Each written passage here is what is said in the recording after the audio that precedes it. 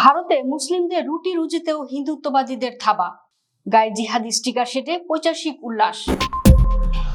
মোদির বিশ্বগুরু ভারতে আজ মুসলমানদের জন্য কেবল ইবাদত করাই নয়, দুই বেলা দুমুঠো ডাল ভাত জোগাড় করার জন্য কাজ করাটাও সবচেয়ে বড় অপরাধে পরিণত হয়েছে। যে দেশে বুলডোজার দিয়ে মুসলমানদের ঘরবাড়ি ভাঙা হচ্ছে, আবার সেই দেশের কর্মক্ষেত্রেও ঢুকে পড়েছে উগ্র হিন্দুত্ববাদের বিষাক্ত থাবা।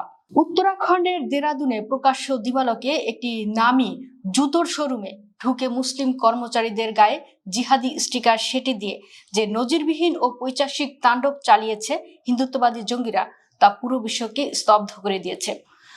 আন্তর্জাতিক সংবাদ মাধ্যম ও মানবাধিকার কর্মীদের প্রতিবেদন অনুযায়ী ভারতের ধর্মনিরপেক্ষতার কফিনে শেষ পেরেকটি ঠুকে দিয়েছে।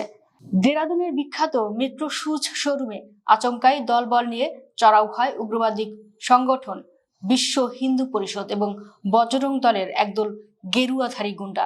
তাদের টার্গেট ছিল শোরুমে কর্মরত দুজন নিরীহ মুসলিম কর্মচারী। কোনো কারণ ছাড়াই তাদের ঘিরে ধরে চরম হেনস্থা শুরু করে উগ্রবাদীরা। তাদের হাস্যকর অভিযোগ, ওই কর্মচারীরা নাকি হিন্দু ক্রেতাদের বিভ্রান্ত করতে নিজেদের নেম ব্যাজ বা ধর্মীয় পরিচয় লুকিয়ে রাখছিল। এরপরেই চরম উস্কানিমূলক আচরণ শুরু করে জঙ্গিরা।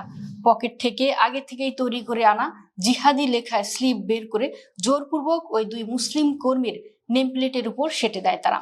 শুধু পরিচয় লুকানোর অভিযোগেই শান্ত হয়নি এই উগ্রবাদীরা। কোনো এক বিন্দু প্রমাণ ছাড়াই ওই মুসলিম কর্মচারীদের বিরুদ্ধে জুতো চুরি করা এবং ক্রেতাদের ঠকানোর মন গড়া ও ঢাহা মিথ্যা অপবাদ দেয় তারা। শোরুমের ভেতরে উগ্র স্লোগান আর তাণ্ডবের কারণে সেখানে উপস্থিত নারী কর্মী ও সাধারণ ক্রেতারা চরম আতঙ্কিত হয়ে পড়েন। মুহূর্তের মধ্যে শোরুমের সমস্ত ব্যবসায়িক কার্যক্রম বন্ধ হয়ে যায় এবং এলাকাটি এক ভুতুড়ে রূপ ধারণ করে। সামাজিক ও রাজনৈতিক বিশ্লেষকরা বলছেন, হিন্দুত্ববাদী দলগুলোর ছড়ানো কাল্পনিক লাভ জিহাদ বা অর্থনৈতিক জিহাদ এর মতো বিদ্বেষী তত্ত্বের আড়ালে মূলত ভারতের মাটি থেকে মুসলিমদের অর্থনৈতিকভাবে পঙ্গু করার এক নগ্ন ছক বাস্তবায়িত হচ্ছে। সবচেয়ে ভয়ঙ্কর ও লজ্জার বিষয় হলো, খোদ শহরের প্রাণকেন্দ্রে এত বড় তাণ্ডব চলার পরও দেরাদুন পুলিশের কোনো টিকিটিও দেখা যায়নি। ঘটনার পর দীর্ঘ সময় পেরিয়ে গেলেও মেরুদণ্ডহীন পুলিশ প্রশাসন এ নিয়ে কোনো আনুষ্ঠানিক বিবৃতি দেয়নি বা কোনো এফআইআর দায়ের করেনি।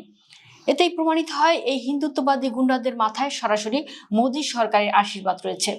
আজ বিশ্ববাসী পরিষ্কার দেখছে যে ভারত নিজেকে পৃথিবীর বৃহত্তম গণতন্ত্র বলে দাবি করে, সেখানে আজ একজন মুসলিমের বেঁচে থাকার ন্যূনতম অধিকারটুকু নেই। কর্মক্ষেত্রেও যদি এভাবে ধর্মীয় পরিচয় তুলে হেনস্থা করা হয়, তবে তা সাধারণ মানুষের রুটি রুজির উপর সরাসরি আঘাত। হিন্দুত্ববাদীদের এই চরম আস্ফলন আর বর্ণবাদী একদিন মোদির ভারতকে ভেতর থেকে টুকরো টুকরো করে দেবে। তা আজ আর কোনো জল্পনা নয়, বরং চরম বাস্তব।